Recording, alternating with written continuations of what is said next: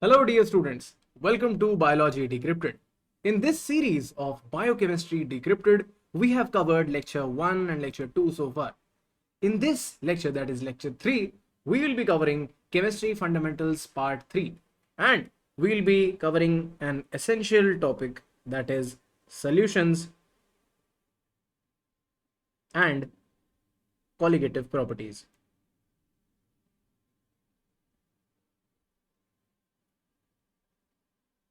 So, we'll be starting with the concept of solutions first. What are solutions? So, if you talk about solutions, these are homogeneous mixtures. So, solutions are homogeneous mixtures and it can have two or more components. So, these mixtures, these solutions can be made up of two or more components. And if we try to take an example, for example, there is water and water is acting as a solvent here, and we are adding sugar or salt to it. So what we get is sugar or salt aqueous solution, because here the solvent is water, and water, also known as aqua, makes it an aqueous solution. So this is how we get sugar or salt aqueous solutions. So there can be two or more components in any solution. In most of the cases, what we majorly discuss is binary solutions. So what are binary solutions? Binary solutions are such solutions, as the name suggests. Binary refers to two. So this refers to the number of components involved. In case of binary solutions, there are two main components. And these components, out of these components, one is called the solvent and other is called solute. Now, what is solvent and solute? How do we classify which is the solvent and which is the solute? So for this, we don't use a qualitative measure, rather we use a quantitative measure. So what we do is whatever in the solution, the component which is present in a greater amount will be called as the solvent. So solvent is the one which has a greater amount in the solution, whereas in case of solute is the one whose amount is lesser in the solution, less as compared to the solvent. So we do not, so for example, if there is a solution, if there is a solid liquid solution, it is not always true that liquid should always be the solvent and solid will always be the solute. Whatever has a greater quantity in the solution will be called as the solvent, and whatever has a lesser quantity in the solution will be called as a solute. So this is the overall concept of binary solutions, which is made up of two components, solvent and solute. Solvent has greater amount and solute has lesser amount. Now, moving forward, if we have a solvent, and we are adding solute to it, we are getting a solution. Now, every solution can have a certain decided amount of solute present. So every solution can have a specified amount of solute present in a given amount of solvent. So amount of solute present in given amount of solvent, Rather, we say that in a given amount of solution, we consider the solution in total and we actually check the amount of solute that is present in the solution as a whole. So if we talk about the amount of solvents, it is better to talk about the solution as a whole. So in the given amount of solution, if you try to find out the amount of solute present, so what we do is generally we are talking about the quantity. Generally we are talking about the quantity here, and we'll first talk about the solute. How do we measure the quantity of solutes? Generally, it is measured in terms of its mass. It is measured in terms of mass, and we know that mass has a few set of units. For example, if it is greater in amount, it can be kilograms, it can be in grams, it can be in milligrams, it can be in micrograms, it can be in nanograms, and so on. And if you look at the conversion factor, this is the main unit, this is the base unit, and from here 1 gram will have 10 to the power 3 milligrams. 1 milligram will have 10 to the power 3 micrograms, and 1 microgram will have 10 to the power 3 nanograms. So this is how you have a conversion factor between all these particular units. And this is how, in terms of these units, you will be measuring the mass of solute. Now, similarly, if we talk about a given amount of solvent, generally, not always, the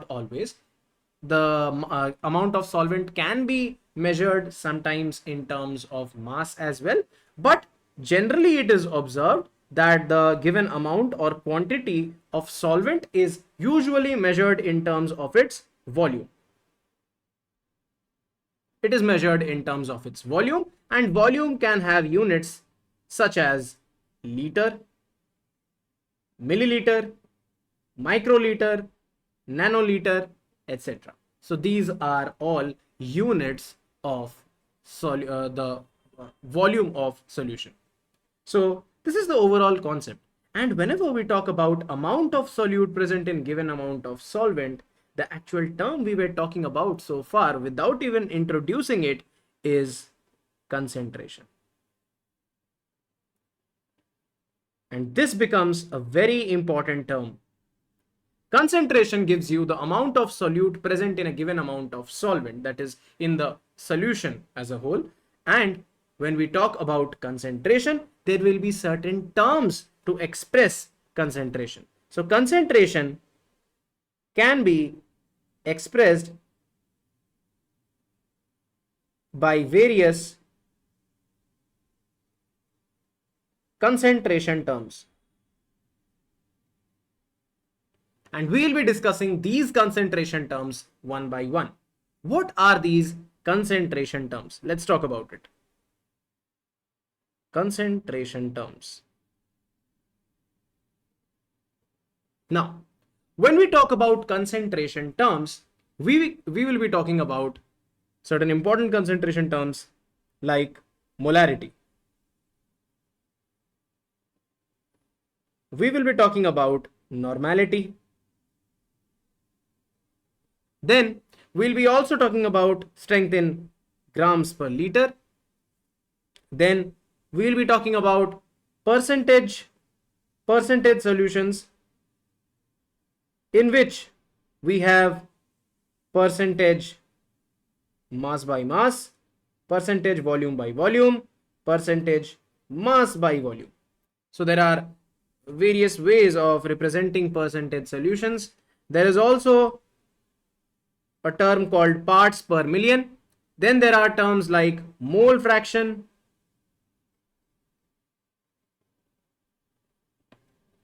molality, etc. These are the major concentration terms that we generally use in chemistry and biology. Now, moving forward, we will be talking about concentration in general. Concentration in general can be mathematically represented as C is equal to N by V. We can say that concentration is inversely proportional to volume, and this factor is called dilution factor. This is basically dilution. The volume you are increasing and thereby it is resulting in dilution of the solution. So if you actually increase the volume, the concentration will decrease. If you increase the volume, the concentration will decrease. It is inversely proportional to volume. You can make this out from this particular. So basically this is the conclusion from this particular equation. Now, the important point here is concentration is equal to N by V. What is N? N signifies the number of moles of solute, and V gives you the volume of solution. So N gives you the number of moles of solute and V gives you the volume of solution. Now, whenever we are talking about moles, we need to recapitulate mole concept once. So, talking about the mole concept. The mole concept tells you about the number of moles. And how do you calculate the number of moles? Number of moles, or small n. Number of moles is equal to weight upon molecular weight, or you can say mass, given mass by molar mass.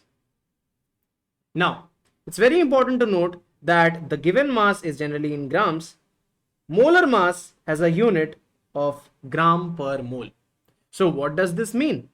1 mole, if you take 1 mole constitutes 6.022 into 10 to the power 23 number of particles. So this gives you the number of particles. And these particles can be either ions or atoms or molecules. So can be ions or atoms or molecules. And this number, this particular number 6.022 into 10 to the power 23, this number is known as Na, or Avogadro's number. This is called as Avogadro's number. So 1 mole of any substance would contain 6.022 into 10 to the power 23, or we can say Avogadro's number of particles, which can be either ions or atoms or molecules, whatever you say.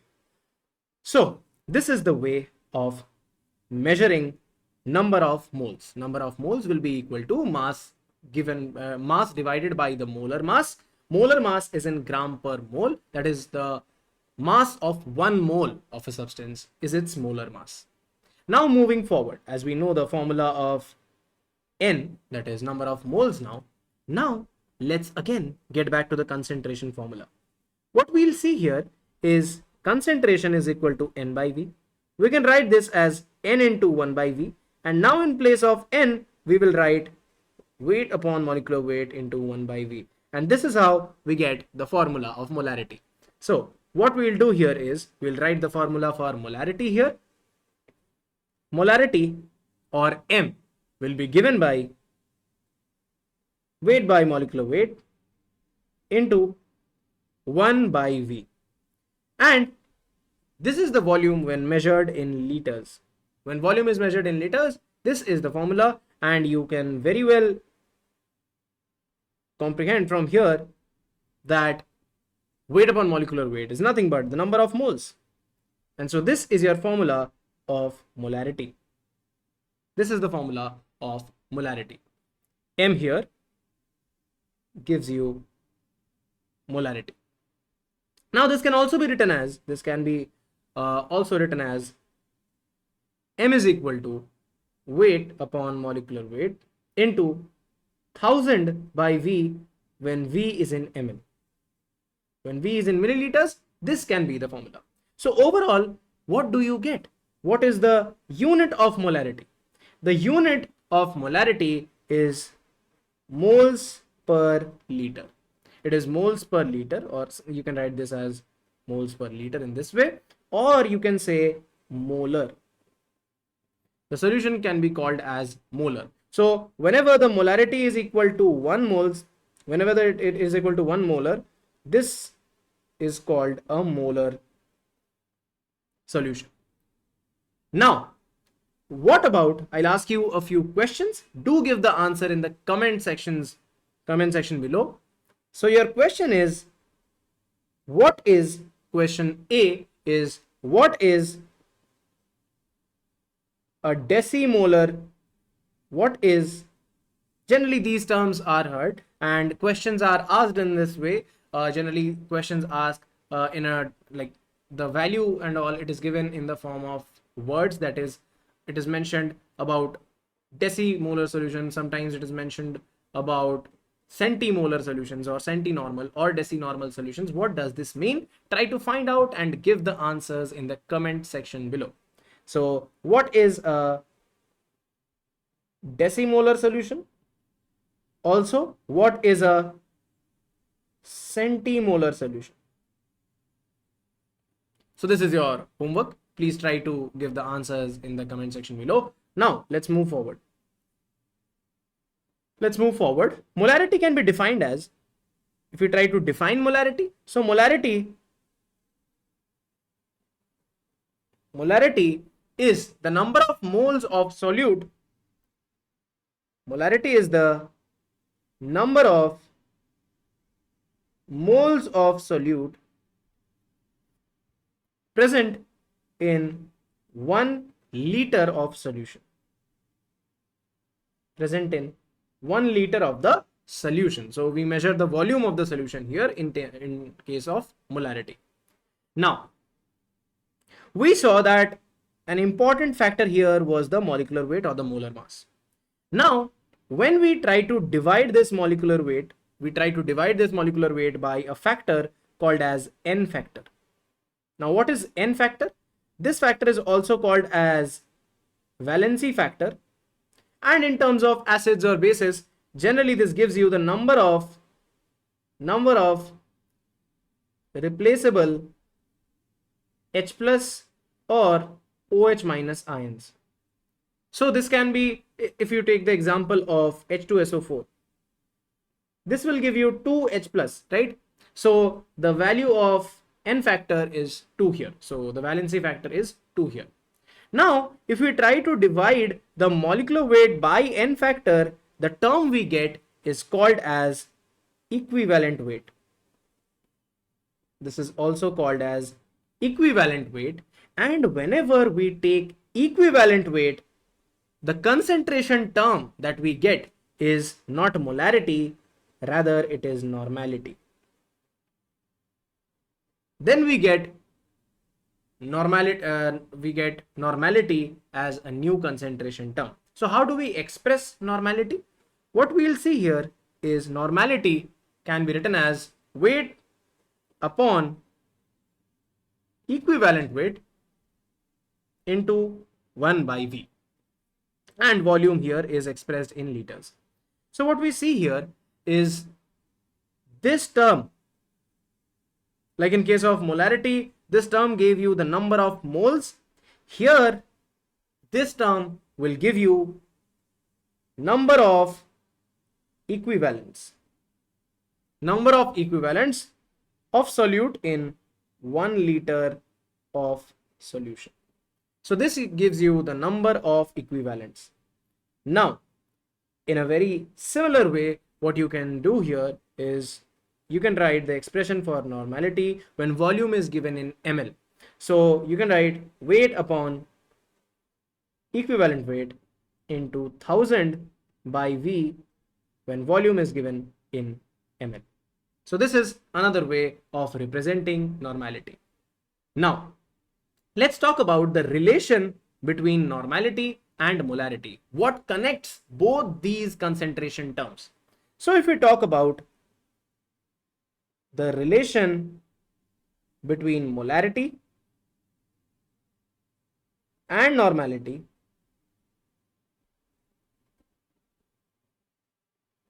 what we can do here is, let's just analyze this thing first.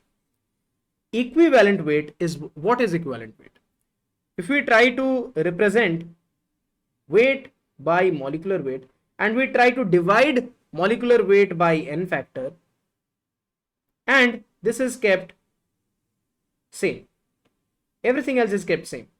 Now what we see here is we can take this quantity, and since this is divided, like weight is divided by molecular weight and molecular weight is further divided by n factor, we can actually take this term on top and then we can multiply this term. So what we'll do is we'll be multiplying n factor into weight by molecular weight into 1 by V in liters. So what we see here is this particular term.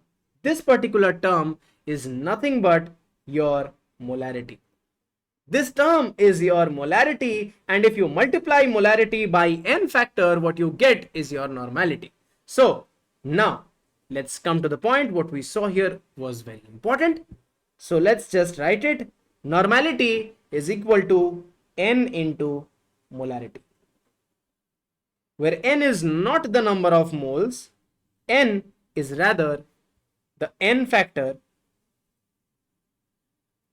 or the valency factor. So this is the valency factor. As I told you, it can represent the number of replaceable H plus or OH minus ions, just like H2SO4, and if you talk about BaOH whole twice, for example, this gives you 2 OH minus. So again, the n factor is 2 here. N factor can be 1. If the n factor is 1, generally if you talk about NaOH or NaCl, so for NaOH, there is only one OH minus. Only one OH minus. So the n factor value is 1. The value of n factor is 1. And what you see here is normality will be equal to molarity in that case. So I hope this concept is now clear. Let's move ahead. Let's talk about mixing of solutions. So now, if you have two solutions, for example, you have this particular solution and you are having another solution like this. Now, this one has certain value of molarity. You have taken a certain volume of this solution as well. So M1V1. There is another solution with molarity M2. Then it has a volume of V2. So these are two solutions in two different beakers, and now you are trying to mix these two solutions. So what you are doing here is you are trying to mix these two. Now, when you mix these two solutions, you get increased volume. Obviously, the volume increases because you are mixing both the solutions here. So the new volume here, V, will be equal to V1 plus V2. The new volume here becomes equal to V1 plus V2. Both the volumes get added, and the molarity doesn't remain the same because two solutions of differing molarities are mixed here. You can do the same with different normalities as well. So we can write the heading mixing of solutions, mixing of two solutions with either with given volume and molarity or normality. There can be questions asking you about mixing of two solutions with different normalities as well. So the method will remain the same. It won't change. Just for the calculations, you need to consider normality instead of molarity. So here I am explaining based on molarity. Mixing of two solutions with given volume, molarity or normality. Now what you will do here is you will find a different molarity, a different resultant molarity, and what will this value of molarity be? Simply, you will be adding M1V1 plus M2V2. You will be adding M1V1 plus M2V2, and what you will get here is a resultant volume, and this resultant volume, as you already know, is equal to V1 plus V2. And what you get is a new value of molarity which is multiplied with this volume. So it's very simple. You can calculate this from here. You can calculate the total resultant molarity from here, and these are the individual molarities and volumes, individual molarities and volumes. So this is how you can find it. And also let me tell you one more important thing. The unit of molarity is moles per liter. For volumes it is liter. When you multiply this, liter gets cancelled, and what you get is moles. What you get is moles. Actually what you are doing here, you are equating the number of moles. You are equating the number of moles as the number of moles is conserved in this particular reaction. So after mixing, the number of moles remain the same. They are not changing. So this is how you are actually equating the number of moles. Also, an important point to note here is that the solutions generally the molarity will be in micromolar. The molarity would be in micromolar. So what you will be talking about is micromoles or millimoles here. So you will be equating millimoles or micromoles here, but the overall method of finding the molarity of resultant solution remains the same because the volume is now added. It's just that you will have to find out M. So what you will do is M1V1 plus M2V2 by V, and this is how you get the resultant molarity. And similarly, you will get the resultant normality as well. I hope the concept is now clear to you. Let's move forward. Let's talk about another category of solutions, another set of concentration terms known as percentage solutions. Let's talk about percentage solutions. So now, when we talk about percentage solutions, what do we mean by percent? Per means every, cent means 100. So it's very simple. It is actually divided by 100. This is how you measure percentage, right? So if we try to say we have a solution, 12% solution. So what does this mean? 100 parts, in 100 parts of solution, 12 part will give you the solute. There will be 12 parts of solute in every 100 part of the solution, not the solvent, of the solution. So now you can measure this percentage in different ways. There can be different ways of expressing the percentage. Let's talk about these three major ways one by one. First, you can express this as mass by mass percent. So if you try to say 12% mass by mass, so what we can say here is 100 grams of the solution. Remember, since both are in terms of mass, so we can say that 100 grams of the solution contains 12 gram of solute. This is one way of representing.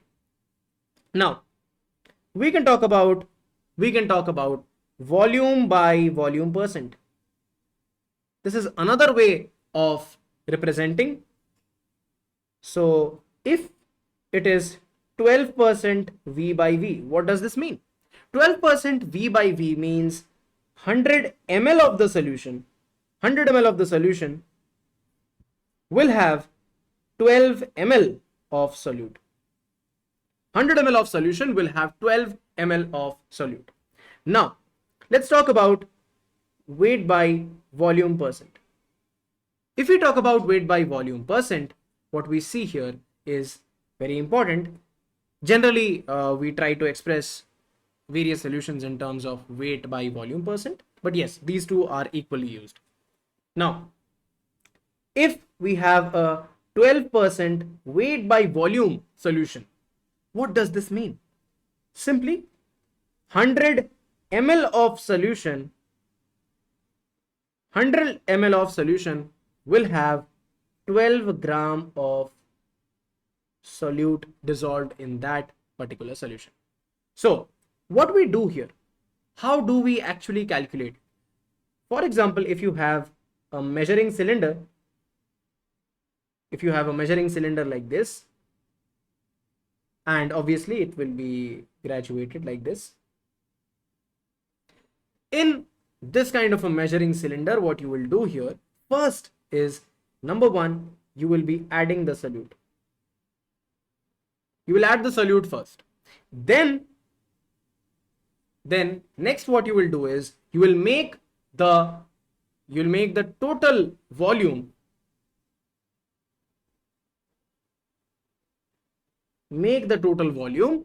equal to 100 ml. So you won't add 100 ml of distilled water. Don't do this.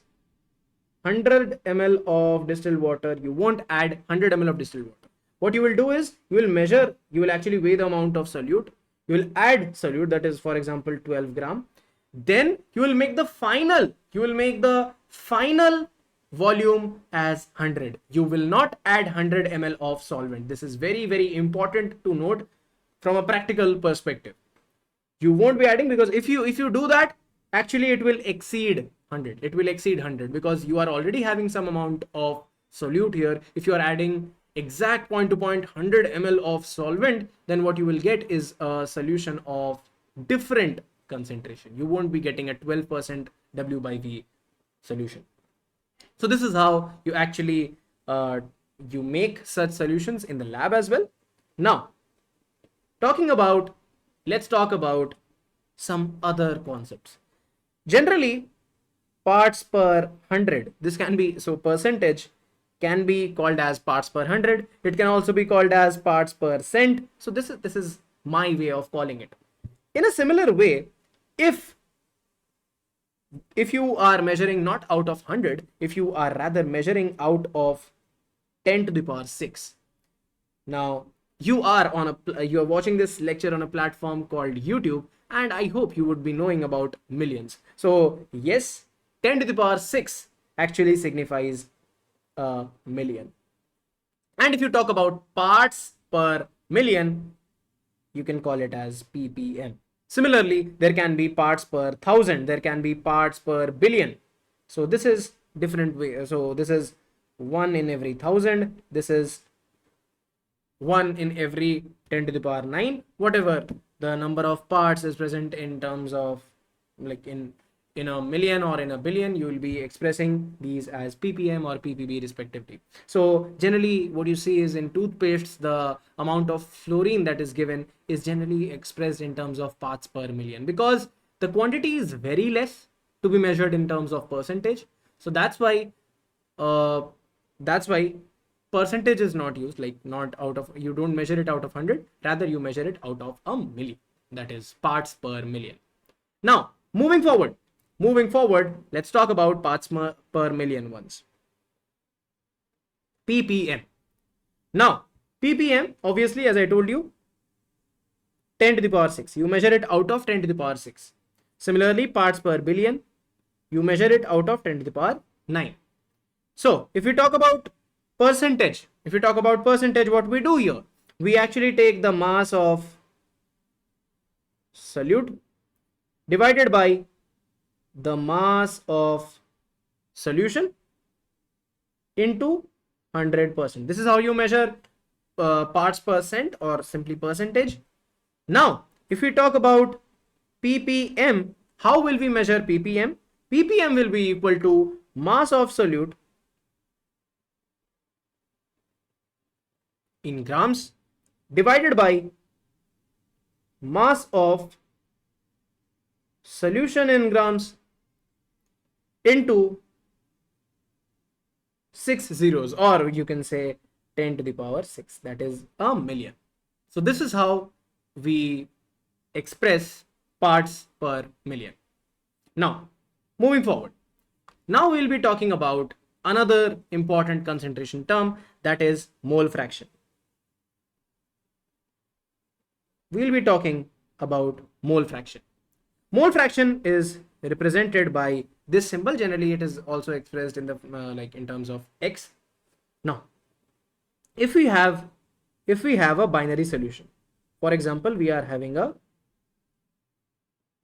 binary solution. There will be two components, and obviously there will be number of moles of each component. There will be number of moles of A, there will be number of moles of B. Now, if you want to actually find out the mole fraction of A or mole fraction of B, how will we do it? For example, we have components A and B respectively. A will have its number of moles. Number of moles of A will be weight of A by molecular weight of A. Similarly, the number of moles of B will be equal to weight of B by molecular weight of B. Now you will find out the number of moles of A and number of moles of B respectively. How will you find out the mole fraction? It is very simple. Number of moles of that particular component divided by the total number of moles. So what you will do here is you will find XA, that is equal to Na by total moles. Similarly, for XB, you will be dividing Nb by the total moles. So now what you get here is Na by Na plus Nb. Similarly here, you will get Nb by Na plus Nb. This is how you get mole fraction of A and mole fraction of B. Now if you try to add both the mole fractions, you will get XA plus XB is equal to 1. You should always remember this, that sum of mole fractions or say any fraction, any probability or any kind of fraction, always remember this, that the sum of fractions is always sum of fractions, let it be mole fractions or probability or anything, the sum of fractions will always be 1. It will always be equal to 1 because together it is forming the whole, and whole is represented by 1 or unity. So this is the concept of mole fraction. Also, you can express concentration in terms of strength in grams per liter, grams of solute and liter of the particular solution. So this is another way of measuring concentration. Now we'll talk about one final unit, that is one final concentration term, that is molality. We'll talk about molality. What is molality? Molality is generally expressed by a small m, as molarity had already taken the capital M. So therefore the only option left was to take a small m for molality. So we represent molality by small m, and molality is equal to weight by molecular weight into 1 by weight of the solvent in kg. This is very, very important. We do not take the volume here. This is one such case in which we take the mass of solvent instead of the volume of solution. So remember this, we don't take the mass of the solution here, we take the mass of the solvent here.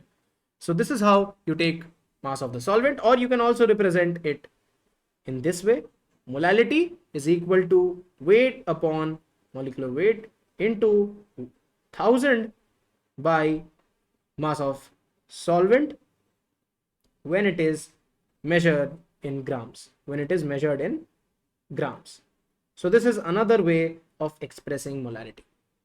What you can see here is molarity here, it will be unaffected by change in temperature. So what you can say here is it is independent of temperature. Even if you change the temperature, this would be unaffected. Molality would be unaffected because molality, as you can see here, it has only mass. It is expressed only in terms of mass. There is no volume component here. Volume can be affected by temperature. If you increase temperature, volume increases, and therefore the value of molarity and other concentration terms can change, but the value of molality won't change because it does not include volume in its expression. So what you can say here is number of moles of solute in 1 kg of solvent is called as molality. Now moving forward, we'll be talking about an important concept of dilution. And whenever we talk about dilution, there can be various types of dilution. One can be simple dilution.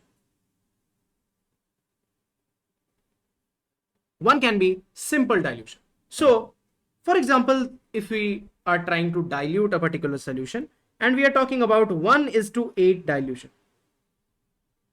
Let's just take this example. What does this mean? Actually, this simply means there is 1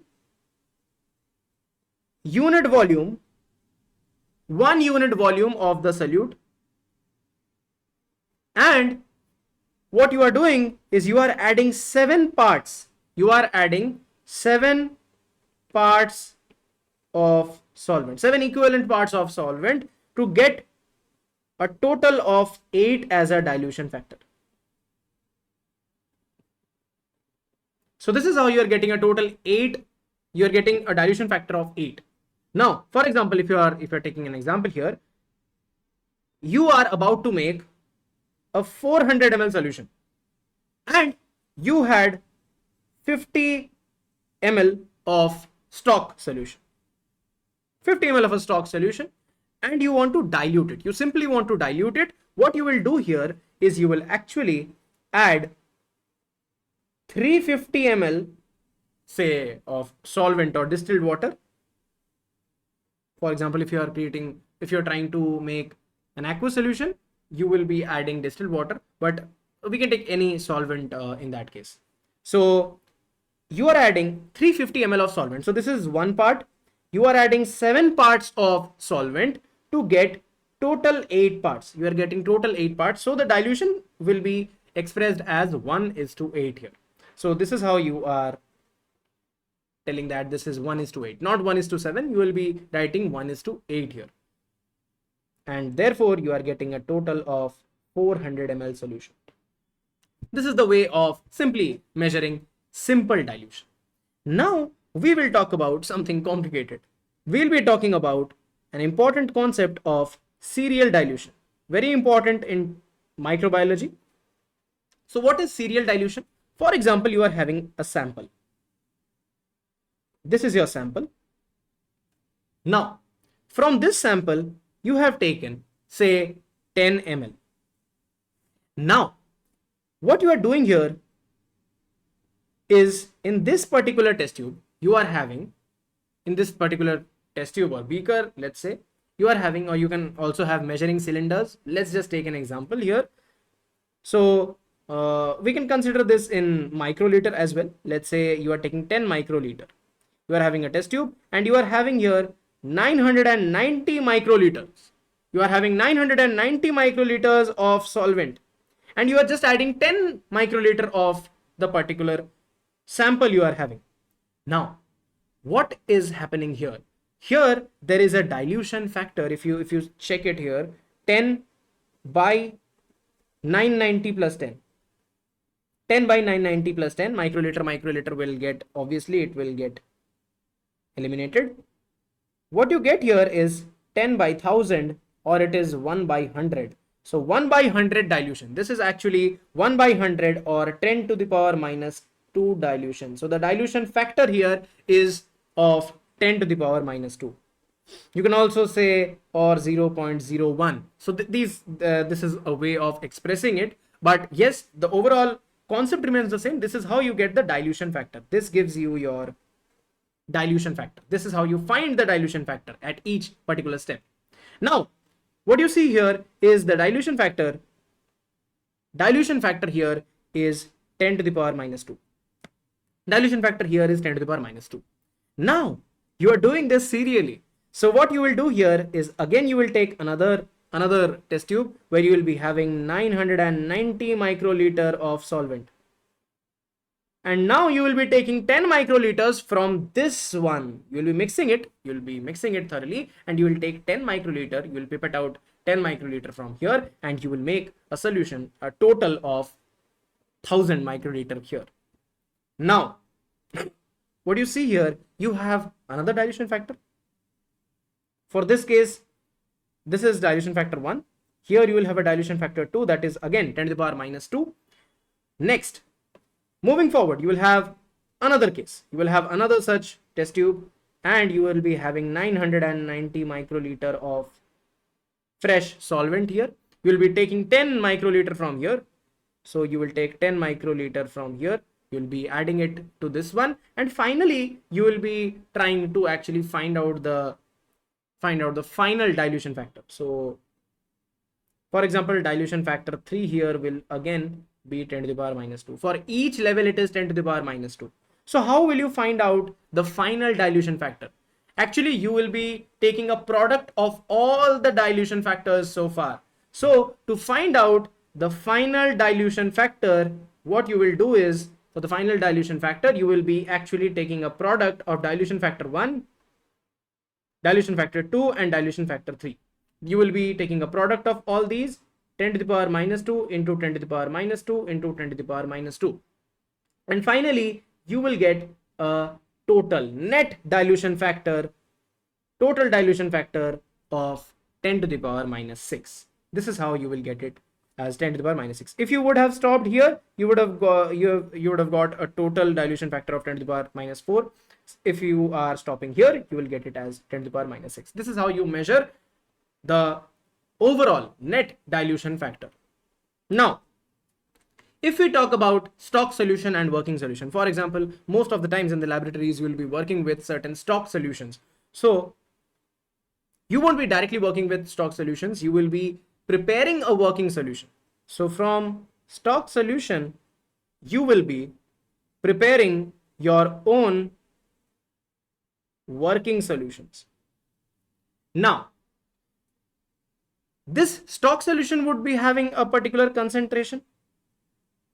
For example, concentration would be expressed in normality or in terms of molarity or in terms of percentage. It can be a percentage solution. It can be expressed in terms of grams per liter in this way.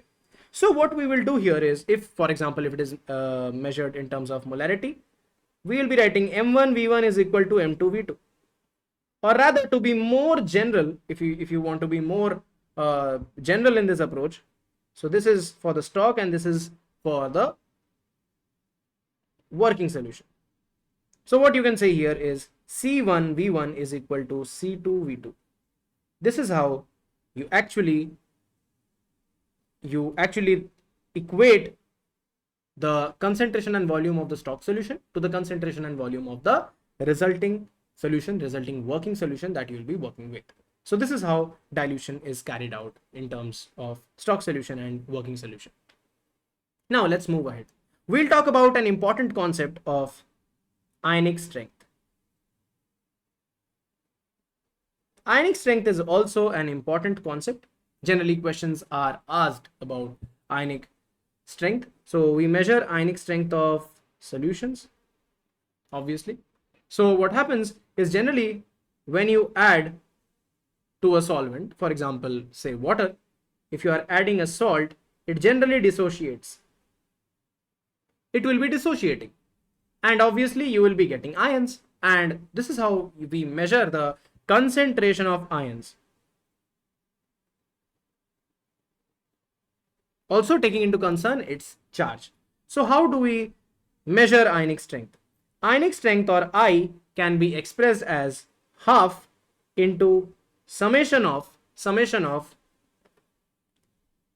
concentration into square of charge. So basically there can be I components. So I can be 1 to n. There can be n number of components. So for every ith component, it will have a certain value of concentration and charge. So this represents the charge and this represents the concentration. In most of the cases, it can be molarity. So this is the formula to calculate ionic strength. This is the formula to calculate ionic strength. Let's just take an example. If we talk about MgSO4, what we see here is it is constituted of these ions, Mg2 plus and SO4 minus. Mg2 plus and SO4 minus. Let's say the concentration is C here. Let's talk in a very general sense. Concentration is C here. So concentration of MgSO4 is C. So obviously the concentration of Mg2 plus and SO4 minus will also be CC respectively. If say there would have been MgCl2, so in that case there will be 2 Cl minus, and for Cl minus the concentration would have been 2C, because twice of the number of, so you would be just comparing the stoichiometric coefficients. That's it. Now let's find out the ionic strength here. if you are trying to find out the ionic strength here, what you will do here, half, and then you will be summing up the product of concentration and square of charge. So C into plus 2 square plus C into minus 2 square. So half C into 4 plus C into 4. So what you will get is half into 8C, or you can get this value as 4C. Generally, you will get it in the terms of concentration only. So this will give you a concentration because charge, there won't be any particular unit of charge that we'll be referring to. We will be getting the answer in terms of concentration itself. And this is how you will be measuring the concentration of ions whenever you will be measuring ionic strength. Now, let's come to the final and most important part of this particular session, that is colligative properties. Now we'll be talking about colligative properties one by one. Colligative properties are properties of dilute solutions. So we get colligative properties for dilute solutions only. We don't get them for very concentrated solutions. So what happens is, what we generally do, we are having pure solvent initially, and then we are adding solute. We add solute. So when we are adding solute to a pure solvent, what is happening? For that particular pure solvent, this solute is acting as an impurity, and finally you are getting a solution. But just try to appreciate this perspective that for a particular solvent, for a pure solvent that only had solvent molecules, when you are adding a solute, when you are adding solute, the property is changing. Now it is becoming a solution. Now it is not a pure solvent, rather it is turning into a solution. So solute can be considered as an impurity for this particular solvent. Now, what we see here, what is actually very important, is in case of colligative properties, there is hardly any dependence on the nature or the type of solute that you are taking. The type doesn't matter. The qualitative aspect doesn't matter. What matters here the most is the quantitative aspect. So colligative properties depend on number of solute particles that you are adding. So this will depend on number of solute particles and not on the type. And whenever you are talking about number of solute particles, automatically you can understand that you are talking about concentration as well. Number of particles or concentration of solute particles. Now, whenever we talk about colligative properties, we refer to 4 major colligative properties. What are these colligative properties? Let's talk about them one by one. First one is relative lowering of vapor pressure. We can write this as RLVP. This is the first colligative property. Next, the next colligative property is elevation in boiling point. Elevation in boiling point. This can be represented as EBP. Next, moving forward, we'll be talking about depression in freezing point. Depression in freezing point. Or you can say DFP. Depression in freezing point.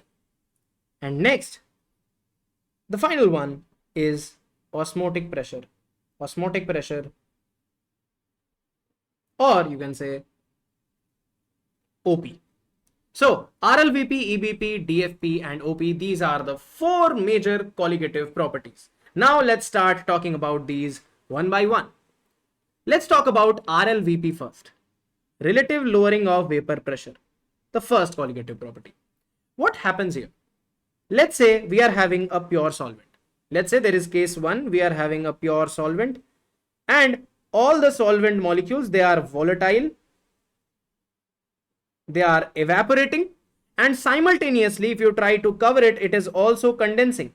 It is also condensing. So evaporation, condensation, everything is going on, and these vapors which are coming back and condensing, they are applying pressure on the surface of the solvent.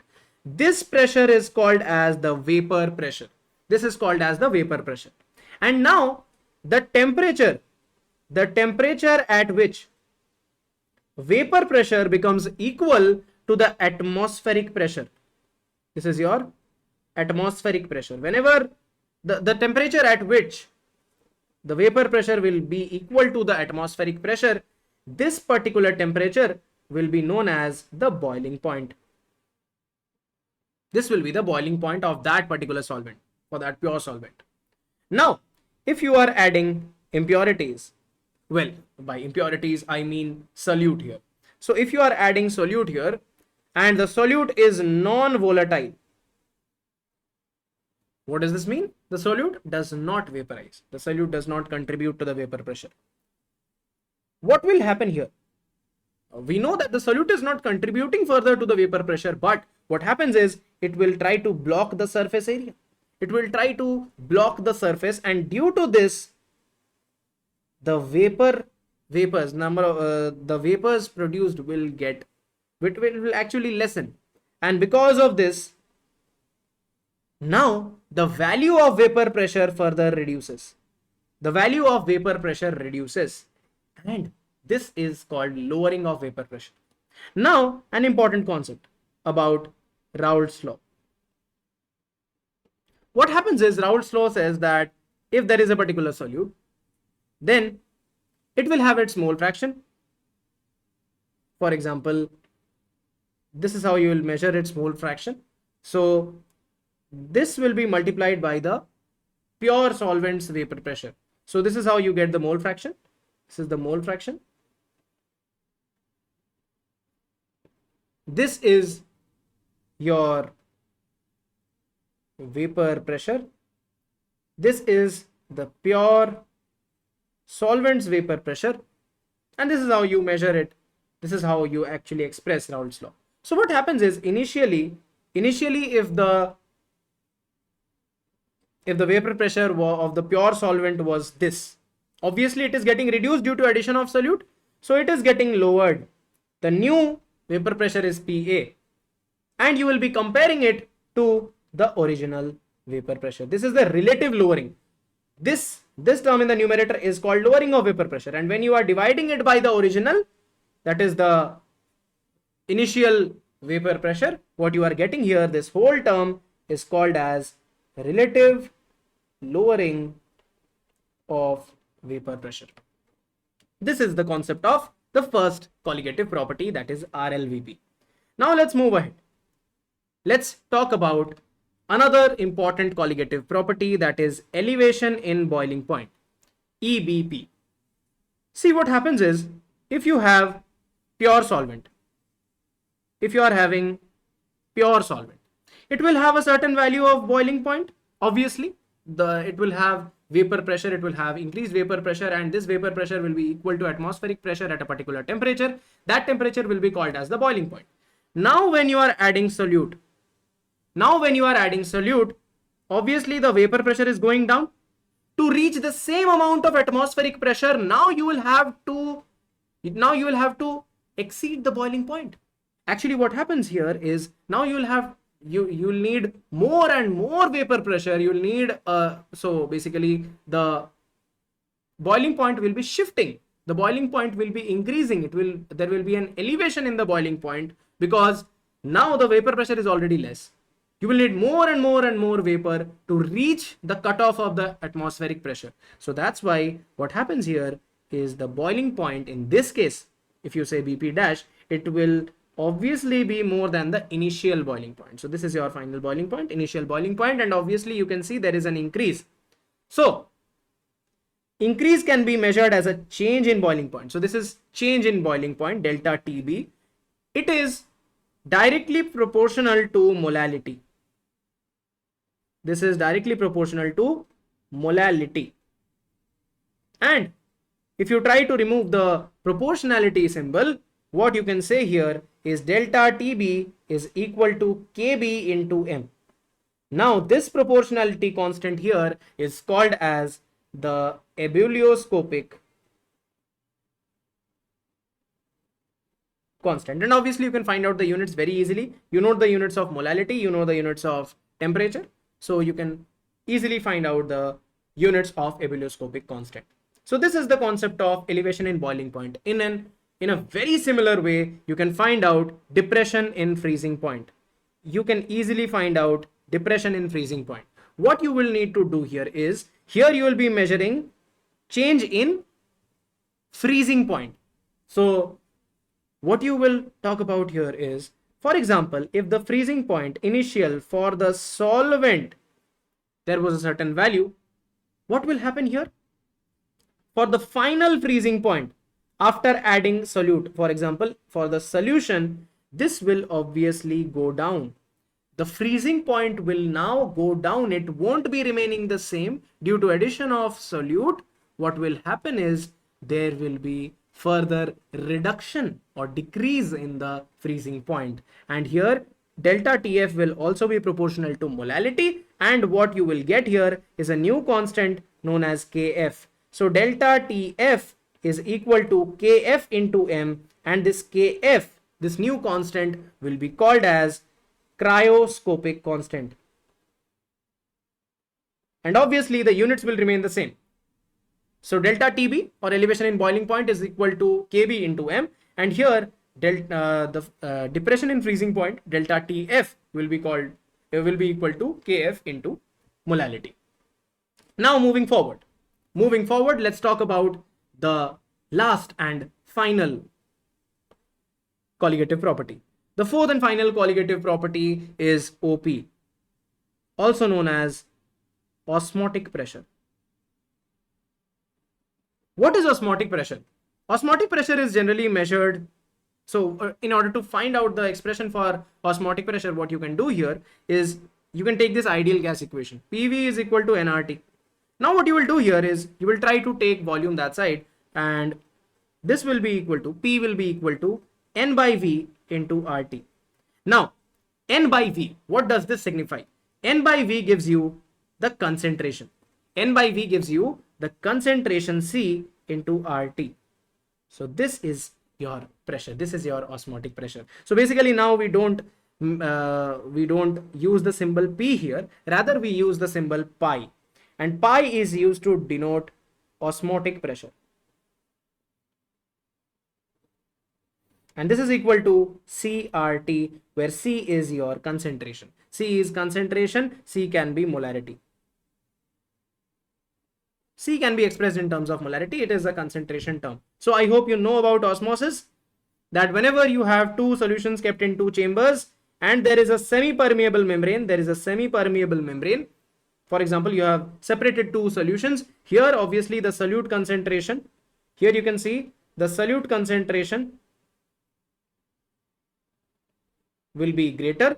Here the solute concentration is lesser. Similarly, the solvent concentration will be lesser here, and the solvent concentration will be greater here. Solvent concentration will be more here, and therefore the solvent molecules will move from this side to this side across the semi-permeable membrane, and the pressure that will be there to resist this movement is equal to the osmotic pressure. So this is the overall concept of osmotic pressure. Now let's move forward. Now we'll be talking about association and dissociation of particles. See, what happens is particles which you are actually adding, solute particles which you are actually adding to the solution, when you are forming a solution, are they remaining the same, or is the number varying? Do you need to make certain correction in the colligative properties? This is the concept of Van't Hoff factor. This is a factor you need to consider in terms of association and dissociation of particles. So let's understand the concept of association and dissociation of particles. Association and dissociation of particles. So if we talk about association and dissociation, let's talk about association first. If we talk about association, let's take an example of acetic acid. Now, what will happen is, let's say this acetic acid forms a dimer, CH3COH whole twice. Now, as you can see here, a dimer is being formed. Initially, so how do we calculate this Van 't Hoff factor? Van 't Hoff factor is generally represented by this symbol small I, and you can say that it is A by B. What is A by B?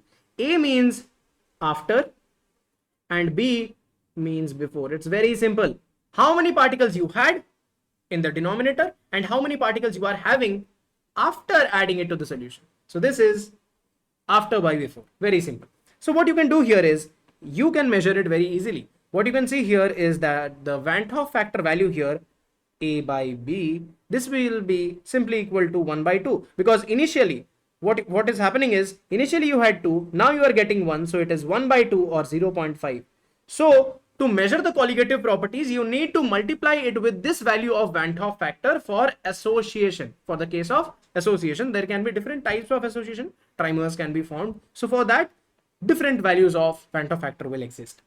Now, let's take an example of dissociation. Let's take an example of dissociation, which is mostly this is something which we commonly see for salts, for electrolytes. So for example, if you are taking NaCl. Now NaCl, what you see here is NaCl is dissociating into Na plus and Cl minus. If you just see the number of particles, because colligative properties depend on the number of particles. There is one particle initially, but here if you see, you get two particles.